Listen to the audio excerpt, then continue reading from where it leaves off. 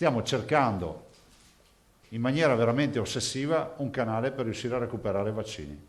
Il Veneto si sta muovendo per cercare di acquistare vaccini autonomamente, lavorando ad un progetto Covid-free per comparti del sistema imprenditoriale della regione, dal turismo al commerciale delle aziende. L'annuncio è del presidente Zaia, comunicando la ricerca di un canale alternativo per riuscire a recuperare vaccini. Ci stiamo muovendo a 360 gradi anche per capire se sul mercato mai accadesse che trovassimo anche la possibilità di approvvigionamenti. Non penso sia un reato andare a comprarsi i vaccini.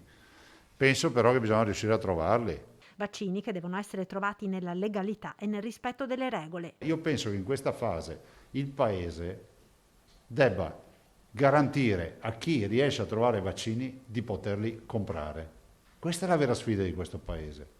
E di non trovarsi l'interlocutore che è la Corte dei Conti, la Procura o quant'altro. Io non sono convinto che sul mercato mondiale non ci siano vaccini a disposizione per il retail o per dei canali non istituzionali. E le nostre imprese hanno bisogno di quei vaccini. Il fattore tempo è fondamentale in questa fase per la salute delle persone, ma anche per l'economia. Sappiamo tutti che da qua ai prossimi 6 mesi ci saranno vaccini per tutti. Il problema è averli prima. Altro grande tema fondamentale per la ripartenza è quello delle risorse. L'unica ancora di salvezza si chiama Recovery Fund. Sono 222 miliardi di euro che possono essere una grande opportunità come un mega spreco. Noi dobbiamo aiutare le imprese con quei soldi e creare occupazione.